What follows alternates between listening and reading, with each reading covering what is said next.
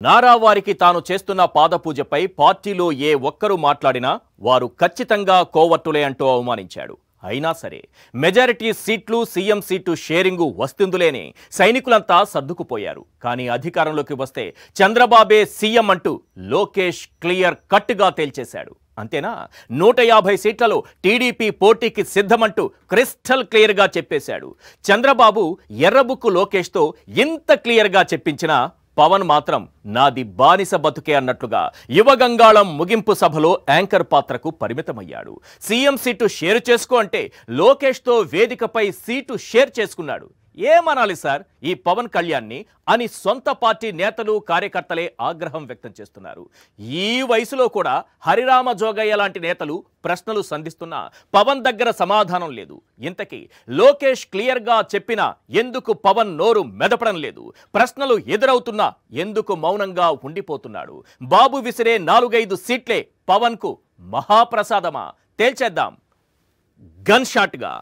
ఇక second topic, 2014 నుండి 2024 నారా పవన్ ఉమ్మడి సమర్పణలు మళ్లీ మోసానికి సిద్ధమయ్యారు. 10 ఏళ్ల కిందట కలిసికట్టుగా మేనిఫెస్టో విడుదల చేసి ఎన్నికల్లో గెలిచాక దాన్ని చెత్తబుట్టలో పడేశాడు చంద్రబాబు.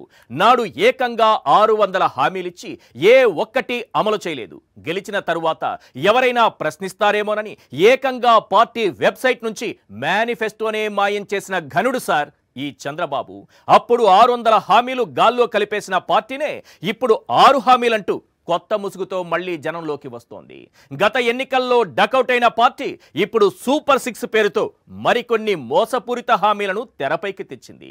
ఆ విధంగా దొంగ హామీల బాబా మళ్లీ వచ్చాడు. బాబు ఈ ఒక్కసారికి నన్ను నమ్మండి అంటున్నాడు. ఇంతకీ నాడు మేనిఫెస్టోనే మాయం చేసిన పార్టీ ఇప్పుడు హామీలంటే జనాలు నమ్ముతారా? ఇచ్చిన ఏ హామీని నెరవేర్చని చరిత్ర చంద్రబాబుదేనా?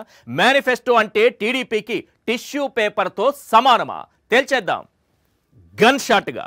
ఇక థర్డ్ టాపిక్, యువ గంగాళం ముగింపు సభలో ఎర్రబుక్కు లోకేష్ కొన్ని చెత్త కామెంట్స్ చేశాడు.